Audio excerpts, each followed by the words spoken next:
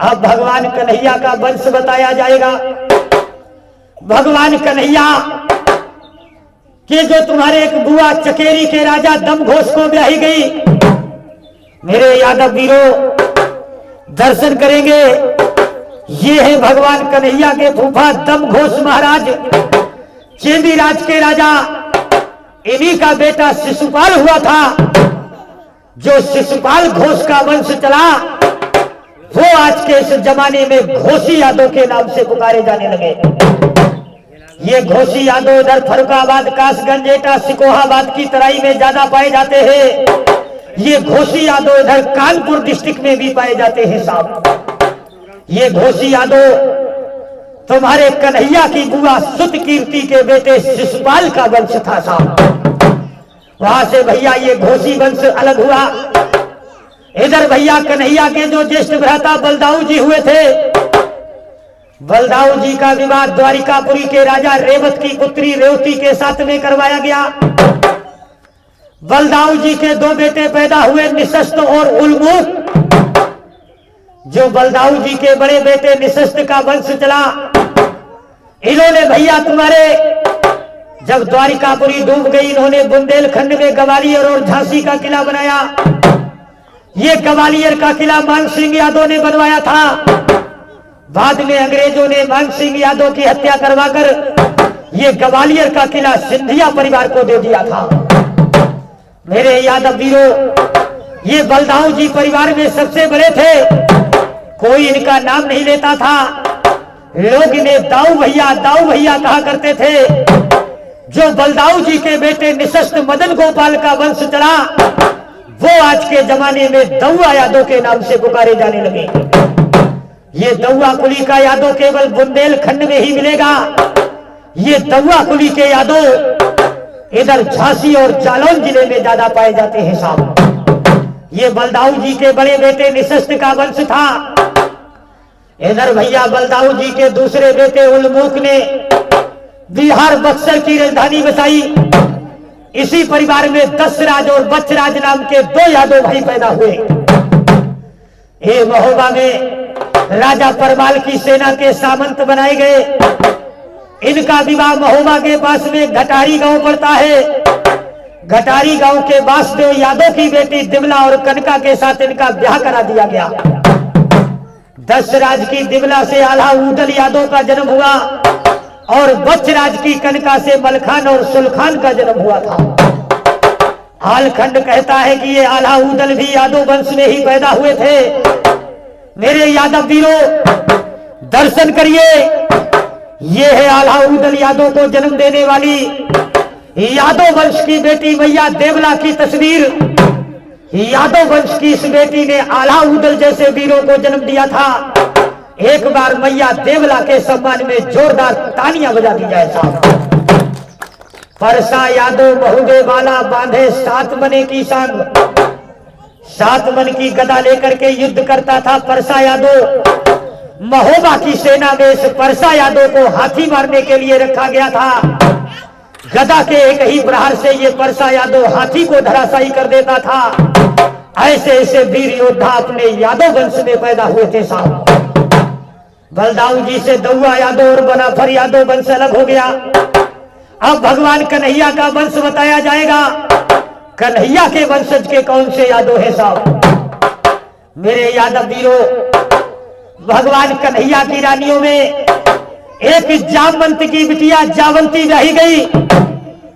जावंती के बड़े बेटे साम्य के वंशज जाडेजा यादव सिंधी यादव बने। गुजरात में यादवों को सिंधी और भारवाल कहा जाता। जावंती के बेटे दड़ को दुलारगढ़ करौली की गद्दी मिली। जावंती के बेटे दड़ के वंशज ये डढ़ोर यादव कहे जाने लगे।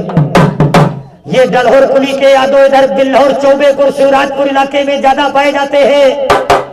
जावंती के ही बेटे कंवर हंस महाराज से ये कमरिया वंश के यादव बने थे।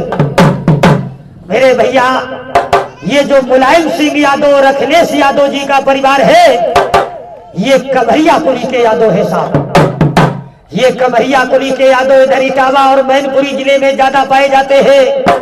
कुछ कमरिया यादव इधर हमीरपुर डिस्ट्रिक्ट में भी पाए जाते। कुछ कमरिया यादव इधर आपके हरदोई जिले में भी इक्का दुक्का, इधर झरियनपुर गांव में भी 2-4 घर कमरिया वंश के पाए जाते हैं साहब। वहां से भैया ये कंवरहंस का परिवार कमरिया यादव बन गए। इधर भगवान कन्हैया की रानियों में जो माता रुक्मणी नाम की रानी हुई, माता रुक्मणी से एक प्रद्युम्न नाम का पुत्र पैदा हुआ। प्रद्युम्न के 5 पुत्र पैदा हुए, अनिरुद्ध, गज, चारूराव, दल प्रहार और तिबाहू। जो प्रद्युम्न के बेटे गज का वंश चला, इन्होंने बिहार विजयनगर की गद्दी बसाई। इसी परिवार में यादव वंश का राजा कृष्णदेवराय यादव हुआ था। यादव वंश के राजा कृष्णदेवराय यादव ने बाबर से युद्ध लड़ा था। बिहार में यादव जाति के लोग जादमा राय के नाम से पुकारे जाने लगे। ये जो लालू यादव और तेजस्वी यादव का परिवार है, ये राय कुली के यादव है साहब। बिहार में अपने यादव भाइयों को राय कहा जाता। इधर मेरे यादव वीरों, प्रद्युम्न के दूसरे बेटे चारूराव ने हरियाणा में यादव स्टेट कायम किया। हरियाणा का पुराना नाम अहिराणा था। ये अहीरों का स्थान था, जिसे आज हरियाणा कहा जाता है। रेवाड़ी रियासत आज भी यादव की, भैया यादव स्टेट आज भी हरियाणा में कायम है। मेरे यादव वीरों, हरियाणा में अपने यादव जाति के लोगों को राव साहब के नाम से पुकारा जाता।